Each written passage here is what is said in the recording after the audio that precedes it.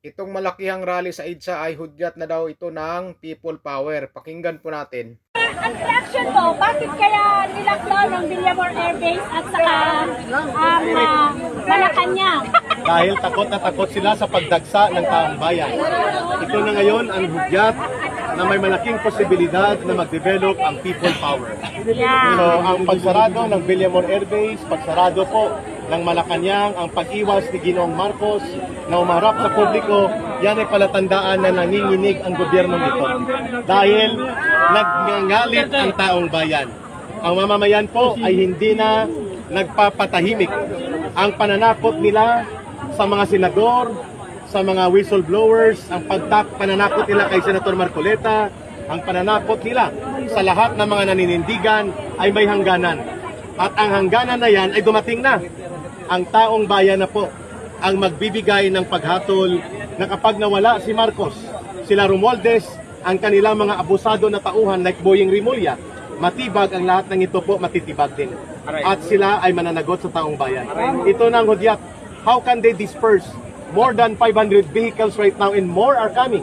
Kasama ko po dito si Congressman Jing Paras, dating political advisor ni Tatay Digong, leader po namin sa Kampilan, at kami ay nagpapasalamat na kami tinatanggap ng kapatiran dito upang ipanawagan ang tunay na panawagan sa EDSA. Marcos must resign now.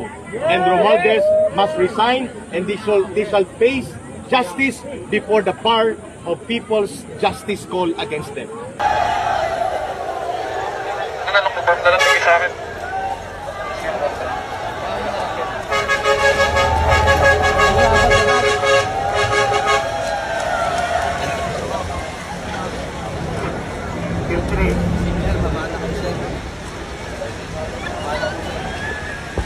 Dahil sa pagsiklab ng biglaang rally sa EDSA na dinumog na napakaraming tao o dinagsa ng napakaraming tao, biglang napapriskon ang Malacanang.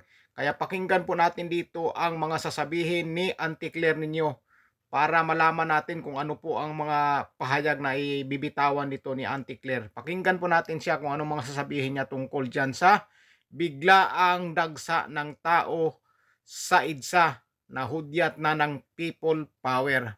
Ang pagrarally po ay hindi po sagot sa para mawala at maabsuelto agad ang isang tao sa isang kaso.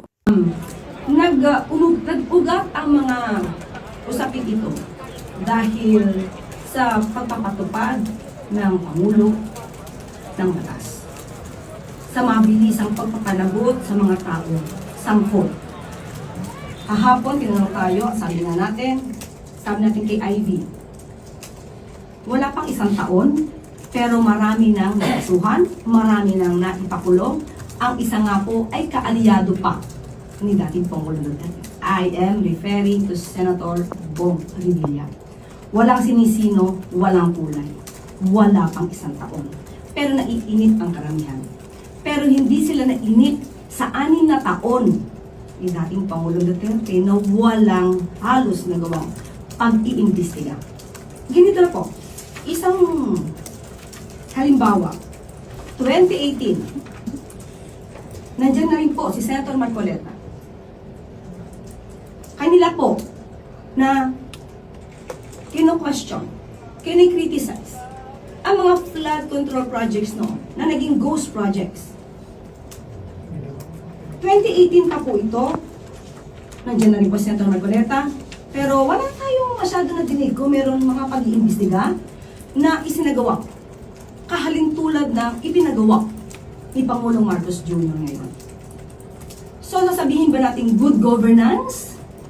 Definitely, absolutely, with regard to the administration of President Ferdinand R. Marcos Jr., we have this good governance. Ang itanong po natin ay kung ano ang nangyari sa nakaraan. At di natin hanapin yung sinasabi ni dating Pangulong Duterte na ghost projects as early as 2020. Saan na rin po ba yung mga ghost projects at mga anumalang flood control projects na binabanggit ni dating Congressman Angaya? Bakit hindi natin ito hanapin? Hindi maaaring magturo basta ang Vice Presidente dahil ngayon lang po nagpa-imbestiga ng ganito ang Pangulo ang Pangulong Marcos Jr. Yung mga nakaraan na nagkaroon ng pang-aabuso sa pondo, maybe through build, nag-crossover pa sa panahon ni Pangulong Marcos Jr. Kaya nga po, nung napansin, nakita, nagpa-imbestiga. Natin po kasi alam kung ano ba yung purpose ngayon ng protesta. Although nadinig natin ang kanilang panawagan na ito ay patungkol sa, nakakuha po tayo ng kanilang statement. Andito po. Pagpapatupad ng batas, transparency, may selective justice. So, doon muna tayo sa pagpapatupad ng batas. Kung tayo po ay humihiling na ipatupad natin ang batas, hindi po ba dapat tayo din ay tumutupad sa batas? Tayo din ay sumusunod sa batas. So paano po ba natin maisisigaw na dapat kayong tumupad sa batas kung tayo mismo nagrarally ay hindi tumutupad sa batas? O di ba? Pinasa na naman ni Auntie Claire kay Pangulong Rodrigo Roa Duterte o sa administrasyong Duterte yung pangyayari ngayon. Ibinalik na naman niya doon sa mga Duterte at Duterte na naman ang kanyang sinisisi. Grabe si Auntie Claire, lahat na lang na nangyayari sa bansa natin, lagi na lang nilililing o kay Duterte ibinibintang. Grabe po, hindi po nawawala ka talaga kay Auntie Claire dito yung mga ganitong salita na isinisisi niya na palagi sa mga Duterte pag may mga mangyayari sa bansa, di ba? Grabe, paano niya imbestigahan si Senador Marcolita noong siya pa ay congressman ay hindi naman nagnakaw si Senador Marcolita? Wala namang anomalya na ginawa si Senador Marcolita noong siya ay congressman pa na nagiging pangulo pa si Pangulong Rodrigo Duterte. Paano siya imbestigahan? Di ba? Wala namang ninakaw si Rodante Marcolita, wala namang flood control yan. At ngayon, yung kaso nga niya, hindi yan sa flood control, kundi donasyon sa kanya, di ba? Ibinigay sa kanya. Hindi yan ninanakaw. Tapos, itutulak na naman niya sa Duterte administrasyon kung bakit walang ginawa daw laban kay Marcolita nung nakaraang administrasyon. Walang ninakaw yung tao tapos paimbestigahan mo. Ngayon wala din namang ninakaw si Marcolita ngayon kundi donasyon ng yung pera na sinasabi nilang kakasuhan ng plunder si Senador Marcolita. Hindi po yan nakaw na galing sa flood control. At ang pinaglalaban po dito ng Iglesia ni Cristo, at hindi lang po yan Iglesia ni Cristo ang nandito sa EDSA. Marami na pong tao na hindi member ng Iglesia ni Cristo na nandito sa rally na to dahil ang pinaglalaban ng mga tao nandyan ay katotohanan. Di ba? Na dapat panagutin yung dapat managot na sangkot sa flood control, korupsyon. Ang sinasabi kasi dito na ang kinakasuhan yung mga umuusig sa mga taong totoong nangurap o kasali dyan sa korupsyon. Kagaya ni Senador Marcolita, sila yung umusig o siya ang pilit niyang talagang tuklasin kung sino ang mga talagang may pakana sa korupsyon na yan o malakihang korupsyon. Tapos ngayon, siya pa ang kakasuhan ng ombudsman ng Flander dahil di umano doon sa donasyon na pera na ibinigay sa kanya noon eleksyon na nanggagaling kay Mike Defensor.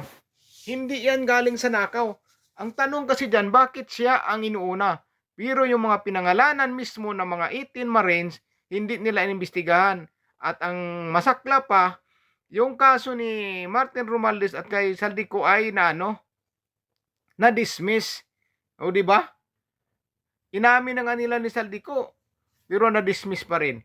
At saka yung mga 18 Marines nagsasalita, mga empleyado po yan ni Saldico. Alam nila lahat ang mga nangyayari dahil sila mismo ang nagde-deliver ng pera sa mga taong kasangkot dyan sa korupsyon. Tapos ngayon, ibinabaling na naman ni Auntie Claire sa administrasyong Duterte. Grabe. Lahat na lang nangyayari sa bansa. Puro na lang Duterte. Puro Duterte. Grabe. Pati yung nangyari dun sa eskwelahan. Kundi na dahil sa mga Duterte, hindi daw ganun. Na-influensyahan daw. Ano-ano na lang ang mga pinagbibintang nila sa Duterte. Lahat na lang. Baka pati lindol, bagyo, isisisi na sa Duterte. Hindi po mga bubo ang mga tao. Matalino po ang mga tao. Hindi po mauuto ang mga tao na kahit hindi nangyari sa mga Duterte, ibinabaling sa mga Duterte. Di ba? Anong imbestigahan ni Pangulong Duterte kay Marcolita noon? Hindi naman magnanakaw si Marcolita. Tapos ngayon, sa Duterte na naman. Grabe talaga to si Auntie Claire. Pagdating sa mga Duterte, ang daming sasabihin talaga. Puro Duterte, Duterte. At minsan na, laging handa pa yan na ipapakita niya yung may mga picture laging hawak-hawak yan eh. Parang alam na niya yung yung tanong eh. Di ba? Alam na yung mga tanong dahil minsan may mga handa na siyang mga picture, di ba? Grabe. Ang lupit talaga. Kaya anong masasabi nyo dito sa mga pinagsasabi ni Auntie Claire? Na ngayon, Duterte na naman yung inaano niya. Yung sinisisi niya dyan. Duterte na naman o binabaling na naman niya sa mga Duterte o sa administrasyong Pangulong Duterte noon. Ang lupit talaga ni Auntie Claire nyo. Matindi. Isa talagang hinyo.